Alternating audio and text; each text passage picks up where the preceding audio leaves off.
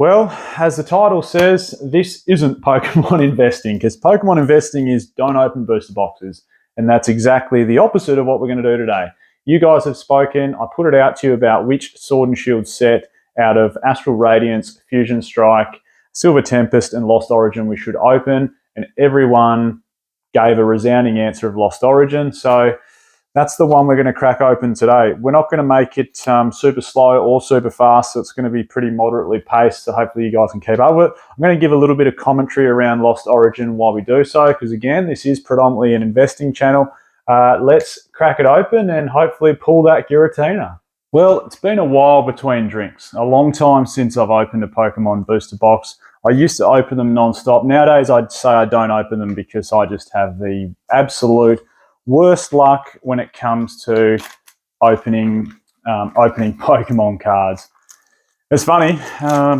These days, I pretty much pull nothing when I open a booster box. Whereas back in the day, I remember I used to open. It's predominantly what I used to do. I used to just open boxes and sell the contents on eBay. I used to open heaps and heaps of EX boxes. I remember I got lucky. I pulled a couple of Gold Stars. I pulled a Gold Star Latias, and I remember I pulled the Gold Star Celebi back in the EX era.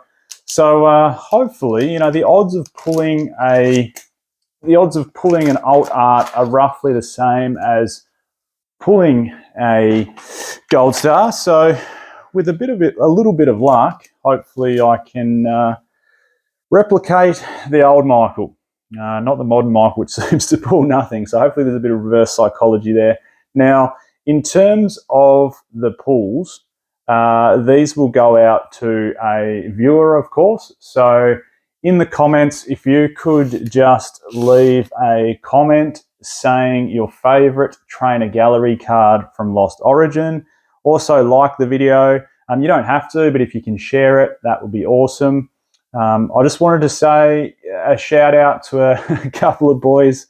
I work with a guy at work and his sons watch the video. I won't mention any names, of course, but I just wanted to say g'day to you guys. I know you said all my other videos are boring. These guys aren't very old, of course. They're young boys. All my other videos are boring and you just want to see me rip open some packs. So here we go. We're ripping open some packs. Hopefully I pull something. Hopefully you enjoy watching this video compared to the other ones. Yeah, the other ones are boring because all I do is talk Pokemon investing, which isn't very fun for 10-year-olds, is it? So let's sit those to the side and let's jump into the first pack. I'll line all the pulls. I'll line all the pulls up the back. Oh, geez, what's the card trick now back in Sword and Shield era? Surely it's 4 from the back, isn't it? Man, look at the card quality. You can already see some nicks in these, but like I said, I won't be going super quick and I won't be going super slow. I think it gets a bit boring when someone reads out all the card names. There we go. Not the best start. Hopefully that's not a sign of things to come. If you're a golfer out there, they do say don't birdie the first hole, and maybe pulling a alt art or something similar out of the first pack, or even a trainer gallery, is sort of like getting a birdie on the first hole, because if you birdie the first hole, you know what's going to happen. The rest of the round's going to be shocking, isn't it? 1, 2, 3, 4. We don't have an energy this time around. We've got a V-Star. So, Lost Origin, yeah, and Sword and Shield. These are still relatively cheap to pick up in Australia. You can pick up a... Well, there we go. First, I don't like to call it a hit, but it is. First V card, Delphox V. Lost Origin's still relatively cheap to pick up in Australia. Like, you can sort of get it for a touch over $200, which I think in the grand scheme of things is still pretty good value. We all know this set got reprinted in the third quarter of 2023, which sort of set its value back a little bit. It was sort of already making a bit of a strong climb up, as you'd expect from, the second strongest Sword and Shield set. And, that reprint just yeah, I suppose brought it back down to earth a little bit. And nothing. Sit out reverses there and rares there, and anything hit will lay up against the back there. Yeah, so pricing sort of come down a little bit, and it's made a pretty quick bounce back. You know, it's pretty close to being back to where it was, but it's still a little bit away. When before the reprint hit, boxes in Australian dollars this is were about 240, whereas right now a box of Lost Origin will set you back probably 215 Australian, 220, which is pretty good value when you think about it. I mean, this, I think, so hard to know. There's one clear winner, isn't there, with Sword and Shield, little hollow there. There's one clear winner with Sword and Shield, which is obviously Evolving Skies. Might just see the hollow hit to the left of the rares. And then, I mean, what's second? You could argue, you could argue from cards sitting above that $10 mark that Chilling Reign is the second best Sword and Shield set. A lot of people absolutely adore the Fusion Strike set. A lot of people will say, well, Brilliant Stars has the old art Charizard, so that's got to be the second best set. The Lugia from Silver Tempest, coupled with a nice trainer gallery. But I don't know. Oh, there we go. A little Radiant card there, Radiant Gardevoir. And nothing. It would have been nice to cop a little bit of a double hit there. We'll sit the Radiant up against the back next to Delphox. Hard to say.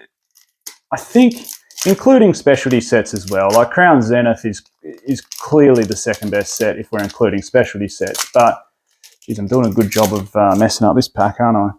But if we take into account just main sets, so not including Crown Zenith, I think Lost Origin has to be the second best set. I don't think Chilling Reign quite pips it. I think Chilling Reign pips it in terms of its alt arts, minus the Giratina. The Giratina is obviously a really, really strong alternate art card. But Chilling Reign is, you line up the old arts and it's amazing, but I guess when it comes down to the fun factor opening it in the future, something like Lost Origin with the Trainer Gallery set, you'd think is going to be a heap more fun to open. And here I am pulling absolutely nothing, going against, I think I can see a Trainer Gallery. There we go.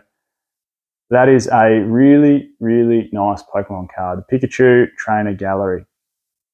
Nice card, and not a double pull, unfortunately. But we'll take that. The Pikachu Trainer Gallery. So that next to the Radiant Gardevoir. Yeah, that's the only issue I think when it comes to opening in the future. That a set like Chilling Reign and Fusion Strike, which are probably arguably have a bit more depth to chase than what Lost Origin has. But just the pull rates are just absolutely horrendous. I saw, and you guys probably saw it as well, but I saw that Poke investing thread, how, most of you that probably watch this have probably found your way to the Reddit forum, the Poke investing thread on there, and man, there's some funny stuff. But, someone just posted up with Evolving Skies like, I've been to, Walmart and everything else in between, and, I've scoured through the tins and I've ended up finding, half a booster box, so 18 Evolving Skies packs at retail price, and, let's open them. And he said, look, please read the description before you swipe across the pictures, because he pulled absolutely nothing out of 18 packs. Oh, sorry, I think there was one V card out of 18 packs. It's not called Evolving Cries for no reason, is it? Like, we've all been caught out with it, thinking we got Umbreons and Rayquazas and Dragonites and everything else in between inside there, that's why I've turned my attention predominantly to being a sealed Pokemon card investor. Oh, looks like we've got a V, do we? Probably the worst hit from Lost Origin when it comes to V is Magnezone. We'll sit him next to the other V. This box isn't proving to be all that fruitful so far. Obviously, our best hit is that Pikachu. It's a really nice trainer gallery card. It sort of reminds me of the Pikachu vibes out of this set to, the Cosmic Eclipse Pikachu vibes. That Pikachu is worth really, really good money in a PSA 10. And, it's pretty costly raw as well. And nothing again. Well, box price, as I was saying, 220 Australian, which is, probably going to equate to about 145 US-ish. Where's it going to go in the future? It all depends. Like I was saying before, it had that reprint back in. Third quarter 2023. It's still in competitive rotation. Lost Origin has the F in the bottom left-hand corner as of, is it April this year, I think? Mid-April this year.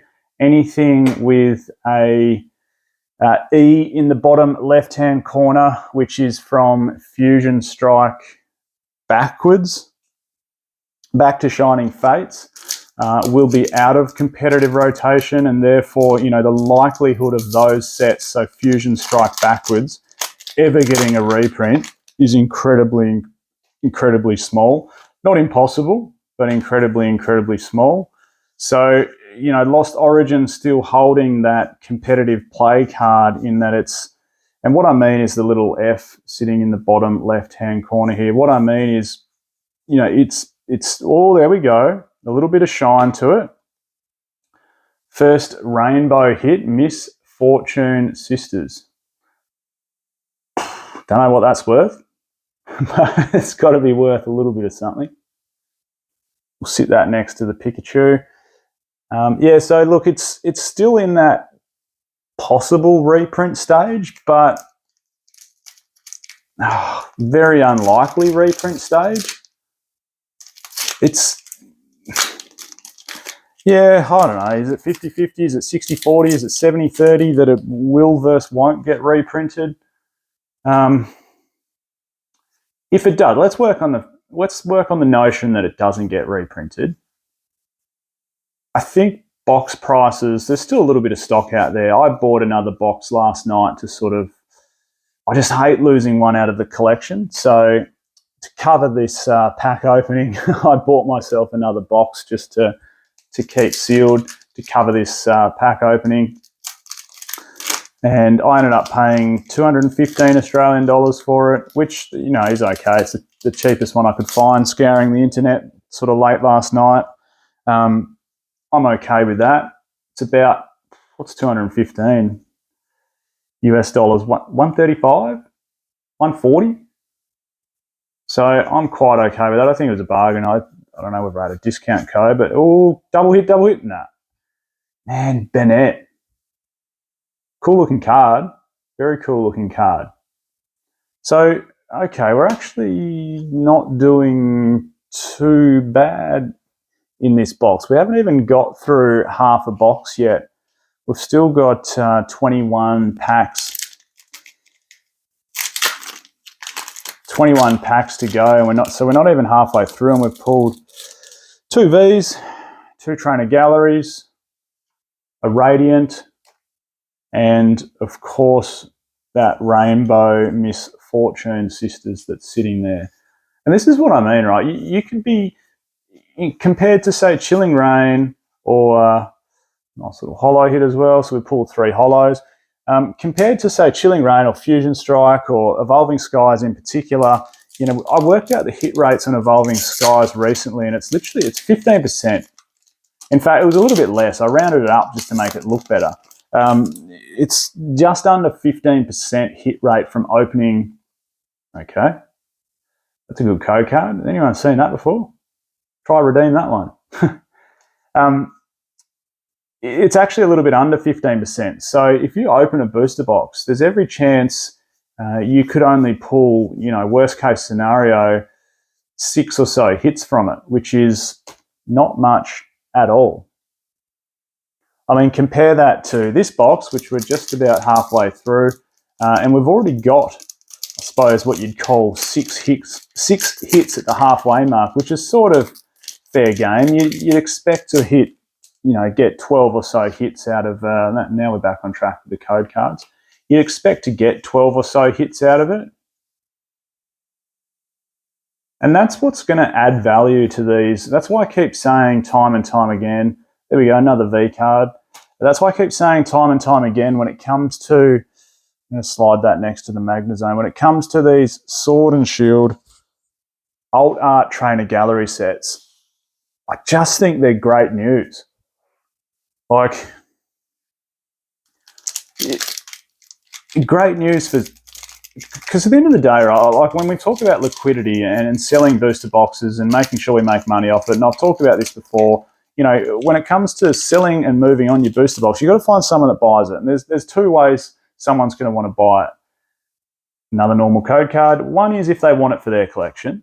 So, like some people go all the way back and they're still buying, black and white booster boxes or XY booster boxes because they want it as part of their collection. So they're happy to go back, 10 years and buy booster box. So that's one way. You're going to get a collector that's going to want to buy your booster box. The second way is a streamer, someone that wants to open it, and a successful YouTuber or a YouTuber starting out wanting to sort of make a name for himself. And if you have a viral video of opening I'm sure no one will go that extreme when they just start out, but say, an Expedition base set booster box, another V. Geez, we're racking up the Vs, aren't we? Hey, that's a nice looking Pikachu card as well in the reverse there.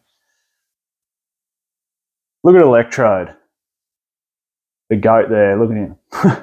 Not too happy with that look on his face, but yeah, you could get stay up, Electrode. You could get a streamer or someone that buys your box in the future. So when it comes to that liquidity of it, I think the rare boxes with really rare, expensive pulls are the ones that, people like when it comes to value adding from that equation. So, Evolving Skies, of course, is the clear standout in that realm. But when it comes to streamers opening these in the future, these are the last yellow border Pokemon cards in history. Well, who knows? They might come back, but there's every chance they also won't. And, you're getting a piece of, to me, Sword and Shield, these final sets, these Alt Art Trainer Galleries, yes, they were printed into absolute oblivion. But on the other coin, you've side of the coin, you've got a slice of history there. You've got this nice little time capsule of alt arts and trainer galleries in one. And for streamers to open in the future, it's just going to be a whole lot of fun for people to watch. Come on, we want... Actually, I want that Aerodactyl. I've sold a Giratina V alt art on my eBay channel, so we really want that Aerodactyl is what we really want, actually. 1, 2, 3, 4. Just feels weird seeing the V-Star card inside there rather than the energy, doesn't it? Nice little holo. So how much we got left? We've got 1, 2, 3, 4, 5, 6, 7, 8, 9, 10, 11, 12, 13 packs left. So far we've pulled 4 Vs.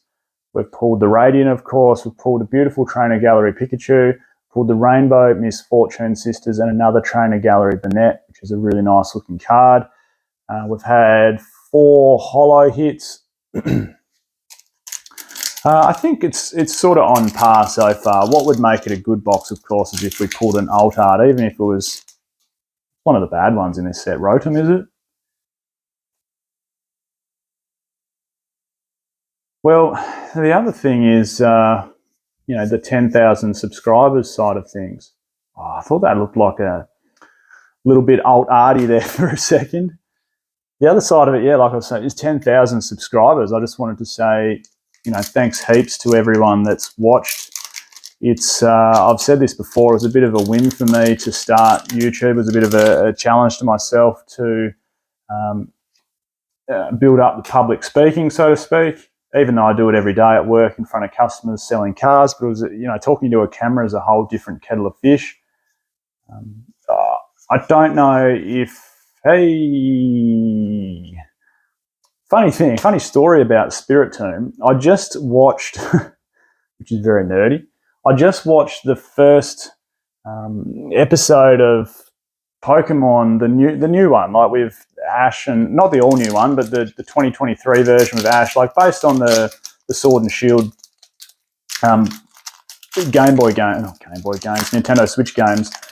And the whole first episode was about Spirit Tomb. He got inside Ash's mind and wanted one of his energies or life forces back, whatever he keeps. See all those green bits inside him, whatever he keeps inside there. So back onto the story at hand, though, which is, come on. Oh, saw something there. This is the gamble, isn't it? The great gamble of opening Pokemon cards. Running out of space for V's over there. Yeah, so thanks everyone that's subscribed to the channel. 10,000, like I was saying, it was going out on a whim for me to actually start this, build up the confidence, talk in front of a camera. And then when it comes to Pokemon investing content, I saw there wasn't a gap there, because there's some great Pokemon investing content creators out there. People that really go over the data. There's people that I can see something shiny here. Here we go. Little bit of an anticlimax, but not unhappy. Another hit. Boss's orders. We'll squeeze that right over the end there. Not that there was a gap in content when it comes to Pokemon investing. There certainly isn't. There's some guys that do some amazing stuff, open thousands of packs and produce some incredible data. There's guys that have some good chat about Pokemon investing, but I thought there was no one that was really relating it to economics. Another Radiant, economics as a whole. So I wanted to, I suppose, put a little bit of a different spin onto Pokemon card investing. Hey, look how off center that is. Look at that, left to right. That'll grade a 10, won't it? Wow. And on the back, it's fine. Doesn't make a lot of sense, but anyway, get over there, Radiant, however you pronounce that, Hisuian, who knows, Sneasler. I thought there was a little bit of a gap of just relating the whole Pokemon investing to common sense. And I wanted to, I suppose, fill that void a little bit. And I don't know, YouTube's social media. I don't typically like social media. In fact, I almost wouldn't say despise it, but another little hollow. I didn't realise. Look at that hollow sort of bleeds out of the border there, which is cool on young Sableye. I wouldn't say I despise social media, but I'm not a huge fan of it. I don't really like posting any photos anywhere or life events or anything like that. But YouTube's sort of a funny platform. It's good. It's a good platform. I think my personal opinion on YouTube is it should stick to its long form content. That's what it does. That's of course what it does best.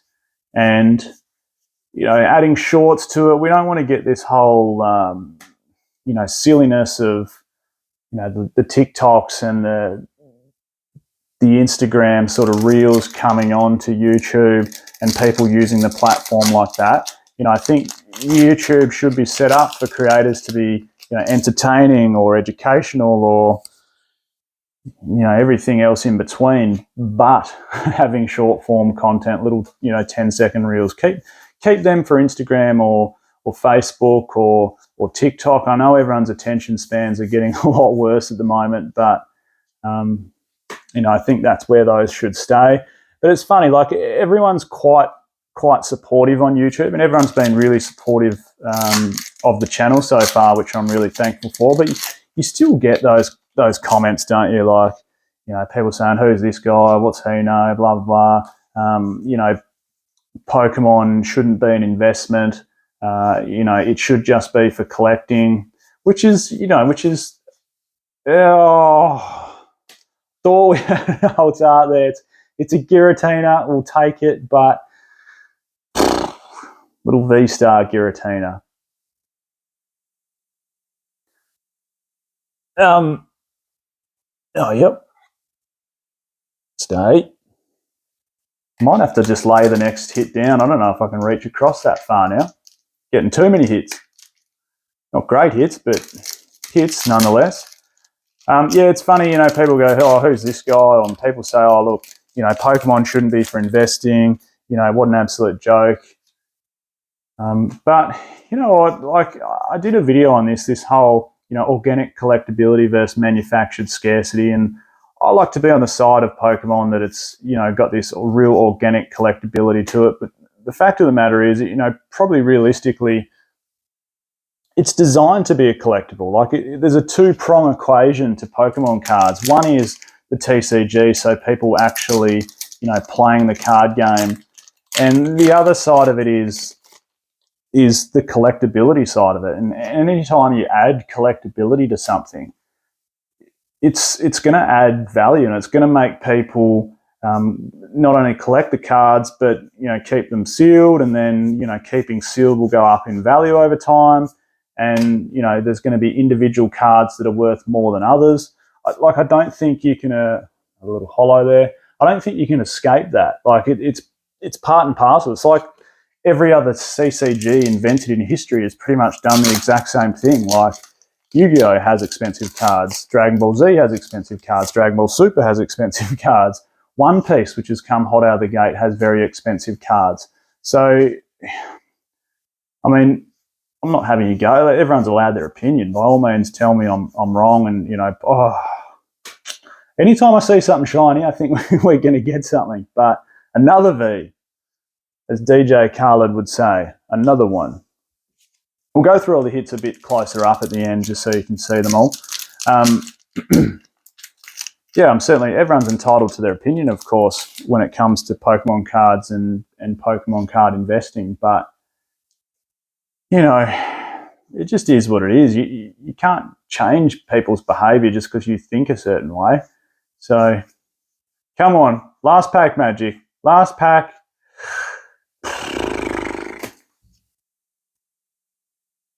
Well, I feel like we got a lot of hits. It's just none of them are all that super crash hot. Pikachu's nice. Sorry for reaching across the camera. I'll probably put half my noggin in there then. A couple of Radiants. Let's sort of organise these a little bit. We'll grab up the V cards. And I guess this is what I mean when I talk about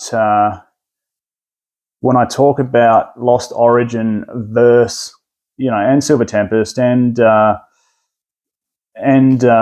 know, other Trainer Gallery, Astral Radiance, etc. I mean, you go like this and you go, these are the hits we got out of a booster box. I can guarantee you can't hold that up if you open Evolving Skies. It's going to be, this is the hits we got out of our booster box. So that's why I think these are going to be a good Pokemon card investment, because, you know, it's just going to be fun for streamers to open. Yes, you might not pull the old arts, which are really hard to pull, which we didn't today, but you still get that fun factor out of the box. And cost factor, we didn't get there today. So I'll just go through the hits for you. Radiant Hisuian Sneasler. Love the texture. You can really see that popping on a Radiant. Radiant Gardevoir. Gardevoir gets a lot of love lately. Sword and Shield and Scarlet and Violet era. We got, I think, half a dozen Vs. Hisuian Goodra V. Delphox V. Electrode V. Magnezone V. Drapion V. Hisuian Zorak V. The V-Star from the pack. the Giratina. I was trying to get that in the right light so you can check out the texture on it as well. Nice bit of texture there. Boss's Orders, popular card, not the best Boss's Orders, of course. The nicest trainer gallery that we pulled, which is that beautiful Pikachu trainer gallery. Banette trainer gallery. Spiritomb trainer gallery, and the final pull that we got, Miss Fortune Sisters. One thing I am glad is that rainbow cards are gone. They're actually, if you get them in the right light, like this sort of angle, they're a cool looking card, but if you get them in the wrong light, sort of that flat look, they're not the nicest looking. Nice bit of texture on there. So to wrap this up, all of these cards, I'm just about to sleeve them all up, so don't stress. All of these will go to one lucky person. I'll generate the randomizer.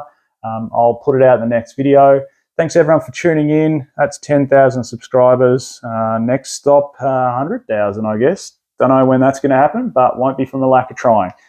I'm Michael. This is Pokey Oz. Catch everyone next time.